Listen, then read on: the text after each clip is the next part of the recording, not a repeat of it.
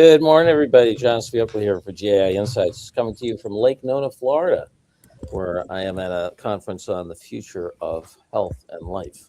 Anyway, we have Luda, we have Akash, we have Paul, we have Vivek, and Tim Andrews. Lots of stuff going on today, including lots of things that I think are going to set the stage for lots of parallel intelligence and agentic activity. All right, Akash, first article, please. Thanks, John. So the first one that we have for today comes from Perplexity after a long time, and they have introduced the Perplexity computer. Yeah, who needs Claudebot and go buy yourself a Mac Mini when you can get yourself a nice Perplexity computer? What'd you think, Vivek? Yeah, I think this is an interesting announcement. They're moving away from those chatbots and single agents to general purpose digital workers that can go and take care of an entire task, right? So they included capabilities such as reasoning, research, coding, memory, tool use, multimodal orchestration, where a user provides a task and the system will then create sub-agents to go and autonomously complete the task. So I think that whole idea that you guys have been talking about for a long time, from search to answer to task execution, I think now we have the tooling and the infrastructure, and now all of these big labs are working towards making that a reality. And this is just the first step towards it. It's an interesting trend. It's not released to the entire Perplexity community. It's only for the Max subscribers. It's very limited use, so we don't know what the benchmarks are and how good this system is. That's why I was kind of between an optional and an important. It's an important trend, but there are the OpenClaw type orchestration is, I think it's much more of an essential news. So I was between optional and important. All right, on the fence between optional and important, Paul. Oh, definitely optional. It's a product announcement, but I really thought it was interesting. Who's got the who can show which models they're using? So one, it's not hardware; it's a software stack. So it's a little marketing spin. I think it's going to cause confusion. I like the fact that they're leaning into outsourced task workers. So that's really one. But they use Perplex. I mean, use Opus 4.5 as orchestration, using Gemini for video. They're using Grok for quick search. So it is a more coordinated agent thing. It's a little different than the do it all within the Anthropic model system here. So certainly interesting, but super optional because it's a product announcement, and most companies are not rolling out licenses for Perplexity for their 1,000 employees. All right, Tim. 100%. Yep. It's a product announcement. This is clearly, there's already a definitional space occurring here of these agent servers, you might call them, that do orchestration and long-running tasks. So, Claudebot, now OpenClaw, started this, and they're going to have slight variations. This one's more in the cloud. Claudebot is more on your computer. OpenClaw. But they're going to, and both of them are multi-model as opposed to Claude Cowork, which is just Claude. So there's a clear pattern already developing here of harnesses, orchestrations, whatever you want to call them. But this is just yet another. And as Paul said, you got to call them a second tier. They're important, but they're a second tier vendor. And Tim is also, this was the deep research pioneer a year and a half ago, and they've been really marginalized, falling off. So I think this may be a complete new roadmap investment area for them. Yeah, I wouldn't be surprised. I think everybody's going to have this. Everybody's going to have this. Someone's going to buy these guys. It's a no-brainer. I just don't know. I don't see them standalone player a year from now. We'll see. Yeah. See, Nakash? I was slightly towards important, John. I think it's an important announcement, given Perplexity might not be in the news for the last few months, but still it's the fifth or sixth largest player by the number of people using it. And it gives a very good alternative to people who don't want to go into Claude Code or Claude Cowork, right? It gives them access to all the top models within a particular platform. So people who don't want to buy a separate Gemini membership or a separate Claude Code or a separate other membership, I think if they can bundle it up and offer it together, this can be a really good subscription for someone who doesn't want to go to different set of models, different set of APIs, them through Claude Code or Claude Cowork. So I think it's a good option. All righty. Making the case for important. Luda, where are you on this? Optional or important? Yeah, I was between optional and important, but also closer to important for this reason. I think Perplexity is more known than other folks who are trying to do the orchestration. They are just saying that this is a category of orchestration and they want to now rule it, right? So it will become a category. I think it is very needed, an independent layer on top of LLMs that you could actually select what you can use them for and put constraints and security and run, like they say, computer software stack. So this is an area that I think the fight is on. So for that reason, I thought it is important to flag. But it is a product announcement, so I can, and it's only for a very small set of users, so I can live with optional. But for me, it's an indication of this is a serious category that is being formed. I mean, they report 120 million registered users, 30 to 40 million active users. They're significant. They're in the,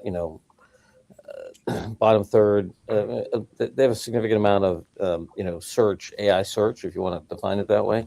They even have about 3% of global search. So given their size and given the notion, I agree with you that there's going to be a orchestration layer. There's a safe orchestration layer. It's not as active as the Claude environment. So I'm going to give it important because of their volume, and it's on trend. It's a pretty well-known brand in the second tier, and it's got a decent number of folks attached to it, and it really does give us a new experience that I think more and more people have. Okay, important it is. Yes, is the pivot for Perplexity. I bet, Ashish, that it is that. I mean, I bet their VCs are sitting there saying, "Hey, look, we haven't got 20 billion behind, so let's think about how we can do this." And it's a good one. I think they can stand on this leg actually and put it and broaden I it. don't know. I think I would have gone vertical if I were them. It's going to be hard. Everybody's going to go into this. Okay. Anyway, we can argue. Anyway, that's another whole conversation. All righty. Next, please. Hey, the next one comes from Inception Labs, and they are introducing Mercury 2. Yeah, gosh, what'd you think? Mercury 2. Super performant. Right, John. So what they're introducing is a new model, which they are claiming is the fastest reasoning large language model, and they are saying it does it through diffusion style parallel refinement, and the speed is really great. So it's 1009 tokens per second on NVIDIA Blackwell. I was just looking at other reasoning models. They do it in the range of 100 to 200 tokens per second, and the cost seems to be on the lower side as well. So $0.25 for 1 million input tokens and 7.5 for 1 million output tokens, and a 128K context window. So all seems good here. The speed of inference can be very important when we look at all the agentic workflows we are undertaking right now. So when these workflows, they go into the organizations and they run as backend processes, this speed will be very important, is what I believe. So from that perspective, I think this is an interesting trend, something to watch out for. But maybe the announcement is optional for the AI leader right now. All right, we got an optional. What do you think, Paul? Optional. Luda? Optional. Tim? Optional for me. All righty, and Vivek? Yeah, same, optional. All right. Very interesting. Different kinds of models are interesting, but it's a product announcement. It's niche use cases. It's early stage. We'll get there. And people are not going to switch for the speed alone. They will have to, test it and the like. So not yet. All righty. Next. Okay, the next one comes from Anthropic, and it is titled Continue Local Session from Any Device with Remote Control. Oh my goodness. Tim, when I saw your name up against this, I thought, how many remote, computer access things has Tim actually used in his life? Well, yeah. Yeah. I gave this an optional, actually. So this is a new capability that actually others, I believe, already have. I think, again, this is like the one we were talking about before with Perplexity. This is something everybody's going to have in a hot minute. It really allows you to, this is really for coders primarily. It may end up finding other uses, but it's really, the way that coding works today is you generally check out of a library, a sequence of source code that you want to work on. You put it on your local machine. You have an environment of some sort, whether it's Claude Code or something else that you work on it with, and you're modifying it there, and eventually you check it back into a larger system. And so now the problem is, of course, it's on your local computer. If you go out for an errand or something, you're sitting in a doctor's office, whatever it is, you don't have access to it. So this gives you access to it. This gives you the ability to set up a remote session where you can now access that environment from your phone or tablet or whatever. And this kind of makes sense at one level because you're not programming. If you were really programming and writing code, wouldn't make much sense. You could try and do it on your phone, but it's pretty hard. But if you're talking and saying, hey, make this feature, make that change, test this out, talking to a chatbot, you can easily do that on your phone or on a tablet. And so I think that's what's going on here. So interesting, but a fairly targeted feature, something that will be common. It's a product announcement for all those reasons. Even though it's Anthropic, I would say this is optional for the AI leader. All right, optional for the AI leader. What do you think, Vivek? Yeah, exactly the same reasons that Tim provided. This is great to have access. More folks are going to be able to work 24/7 with this capability, but it's the niche to the software developer world so far. All righty. Akash, where are you? Optional as well, John, but a little bit disappointed they haven't offered it on Teams and Enterprise plans yet. So yeah, That's I also thought true, of right? doing it, but yeah. All right, Luna, what'd you think? They'll get there, I'm sure, but right now it's just, I think, Pro and Max plans. It's a capability that needed to get established. They put all the controls in place so that stuff doesn't escape. So this is a good layer that I orchestrated, but I agree, optional, John. All righty, I'm predicting the big O from Paul. Yep. Interesting. I am going to give it an optional, but I think it's interesting because this in the agentic world, I think this feature, which historically was hackers and bilateral, I think will start to actually be part of like swarm intelligence across different machines in a way that we haven't seen, except in very focused areas before. So architecturally, I think it's an old notion, but I think in this agentic world, it's going to expand the market for intelligence and the architecture of execution. So anyway, it's going to be interesting. But right now, super early product announcement. Next.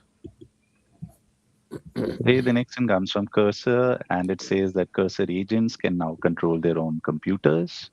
Yeah, and I just want to note that I think we're starting to see today a number of functions, whether architectural or just functions within the existing architecture, that are starting to, I believe, set the stage for more swarm intelligence, if you will. So I think, and Cursor, being such a market influencer here, what do you think, Luda? Yeah, I rated it as important. So what Cursor did, their original strategy and philosophy was to help developers.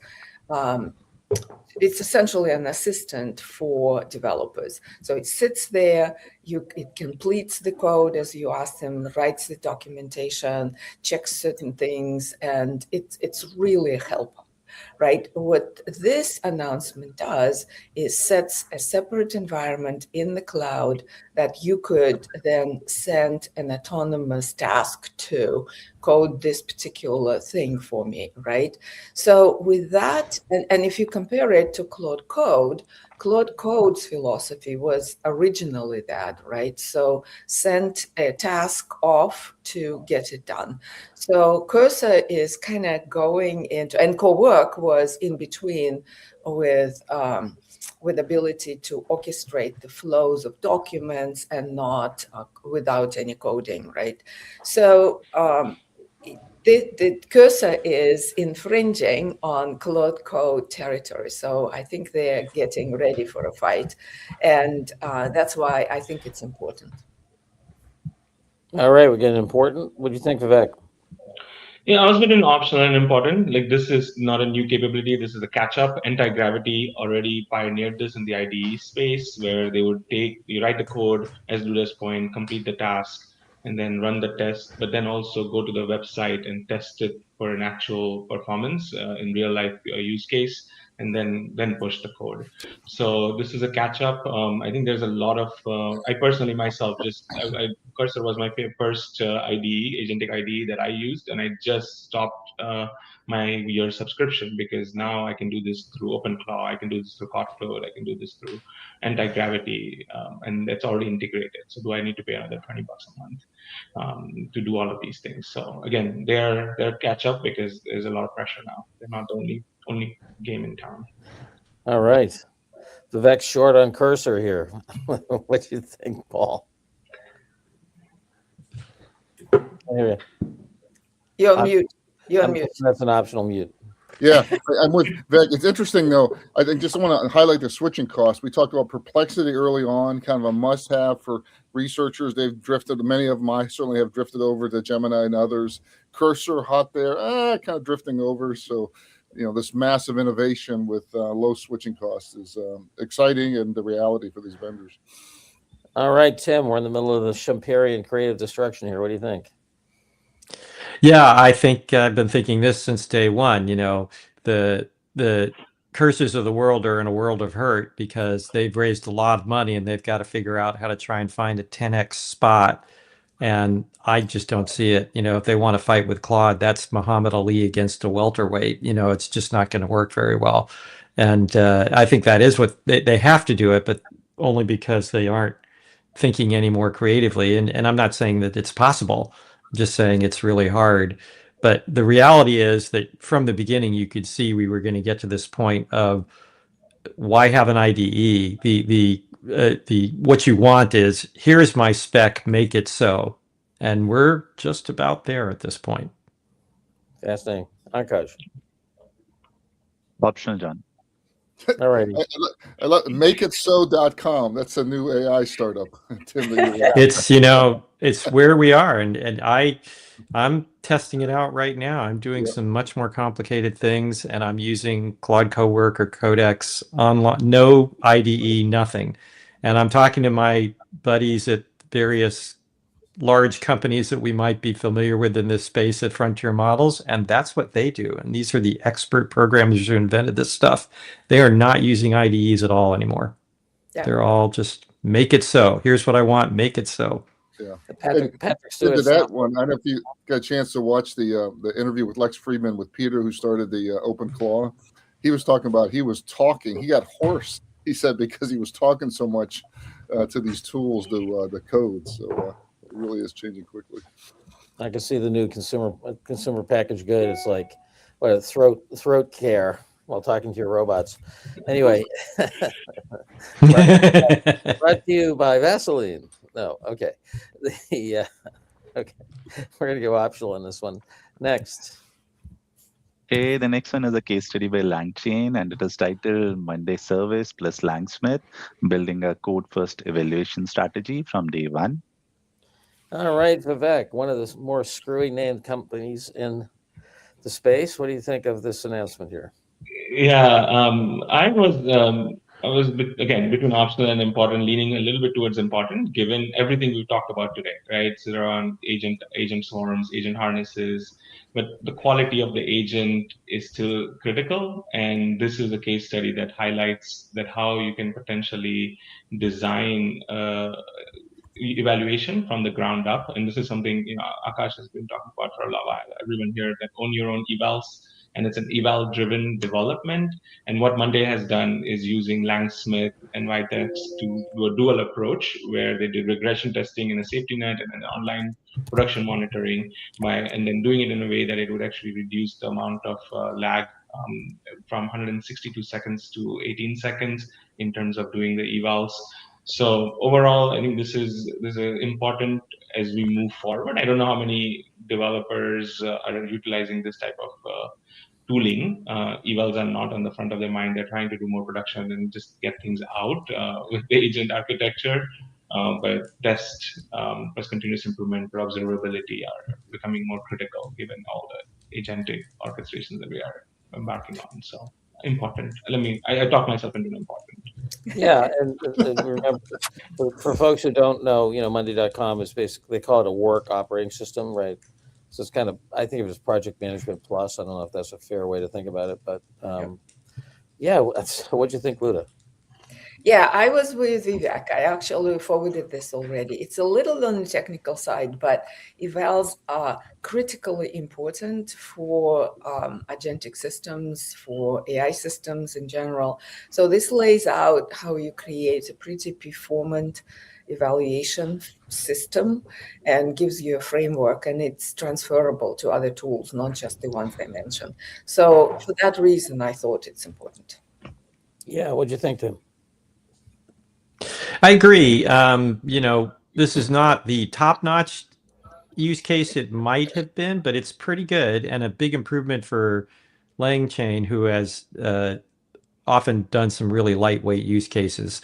So this is a much better use case in terms of how it demonstrates the value. As Luda pointed out, this is an important area in evaluation. So it's good. I give it an important, it's a good use case. It shows some value. Again, they could have done better on the economic value and the business impact, but they showed at least some. Yeah. Paul? Yeah, important. I think it's, I want to at least kudos to them. They're at least writing use cases. Not all the vendors out there are. So kudos on that. And we need to keep our bar high, but important. This was written, actually, they say it in the front, by Monday.com. So they wrote their own use case and posted it on Anthropic. LangChain. Akash, we're headed for important. What do you think? Important. All right. Yeah, I'm going to go for important as well. We get decent use case, kind of in the middle, important topic, legit vendor. Okay, next. Okay, the next one comes from Anthropic, and it's a case study about how Vambe powers conversational commerce across Latin America with Claude. All right, Tim, what do you think? So I was kind of on the boundary, but I'm leaning towards important, between optional and important. This is a use case of a company that really provides support for various small SMBs, we call them small and medium-sized businesses across Latin America in various contexts. And like the LangChain one we just reviewed, this one is an improvement for a Claude use case, which has often been very lightweight. This one is still a little lighter than the LangChain ones, which is why I'm trying to talk myself into important, because this is it's a reasonable use case. I wish they'd given a little more detail, but they gave enough, and they talked a little bit about impact. So I could give it an important, but it wouldn't take much arm twisting to get me to optional. All right, right on the fence there. We got Humpty Dumpty. What do you think, Vivek? Yeah, it's a niche use case, but in these countries where WhatsApp and to have that kind of performance, I was more with Tim on but leaning more towards important, because you look at one of the use cases they talked about is 60% reduction in healthcare clinic no-shows, right? So these are kind of meaningful impact being generated by having more reliable agents. So I was right. Yeah. All right, okay. Where are you on this one? Important, John. All righty, Paul? Important. I think it's important for the U.S. healthcare field to watch what's going on in the rest of the world, because that's where the innovation is going to occur in many areas first. So important. All right, Luda, we're heading for the big I. I was thinking essential. So, all right. We talked about conversational AI taking essentially the front seat.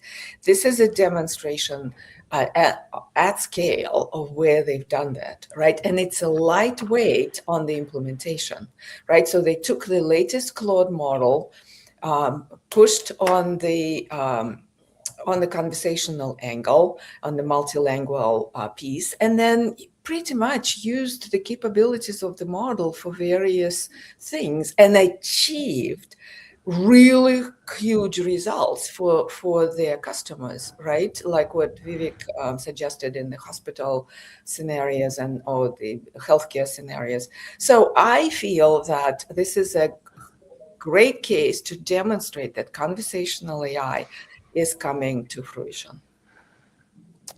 Yeah, it's interesting. For those who don't know, up in the front of this article, they talk about 60% reduction in clinic no shows on visits. If you know anything about the operating economics of these clinics, and if they're similar in Mexico as they are to the UK, where I actually was part of a team that looked at this pretty deeply, it's a big variable in their cost structure and their service. So. And also conversion rates in the lead pipeline, right? 40 to 60% higher conversion rates compared to previous processes. So this is different customers of this company and the results across the board. So I feel that I would love to flag it as essential. But I was feeling so good about our lack of grade inflation here. I don't know. So am I going to have a revolution here on my hands? They're going to be at the ramparts? No. I think she makes good points. Okay. In the spirit of Jean Valjean, we are going essential. Yay! Yes. Okay. For you Les Mis fans. What's going on with this team, Luna? John's agreeing with you? You've got so soft. All the fun is gone. Kumbaya. Let's all hold hands. Hey. Kumbaya. One more day for those, Les Mis fans. Okay. John, you go to Florida, you get soft. What the hell? You gotta get back to Chicago. Oh, this is because both of us are in Florida. That's why. The Florida sun is hitting you guys. Yeah, something is happening there. So we're going essential in this one. All right. Well, we make the tote board. Paul, announcements? Yeah, 3 announcements, but let's start. Vivek, you've been working with OpenClaw. We trade a lot of text messages. What's the number one thing you're learning that you want our audience to know about OpenClaw? I think the memory management is incredible, right? That it remembers, and it's a new way to think about working with AI, where it's a continuous conversation, just one conversation over a long period of time. Almost you start building this sort of relationship with it. And I'm trying to imagine what that looks like, and then just continue to add new skills. Whenever I see something interesting, it acts as a second brain. It's like, hey, you know what? Save this in a second brain, and it just starts building that knowledge base of all the things that are happening that I encounter around the day. So it's very fascinating. That's have you named your personal assistant? I named it personal assistant. I named it Drishti. It's like vision, and it's a Sanskrit word for vision. So yes. Great.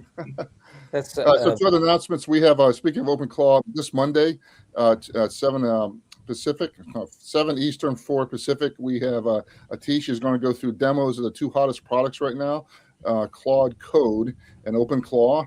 So join us there. You can join up on Meetup or Luma. And then third is we continue to get a lot of requests for shorter videos for people to understand. So we just created a short video for executives to create an AI agent in less than 3 minutes, and Microsoft Copilot to proofread their PowerPoint and ask the 3 toughest questions. And if you're interested in that, you can go to our YouTube channel and see the video. Great. All right. With that, have a great AI day. We'll see y'all tomorrow morning. And wait. We need to vote. Yeah. 1 essential. All right. We poked and through.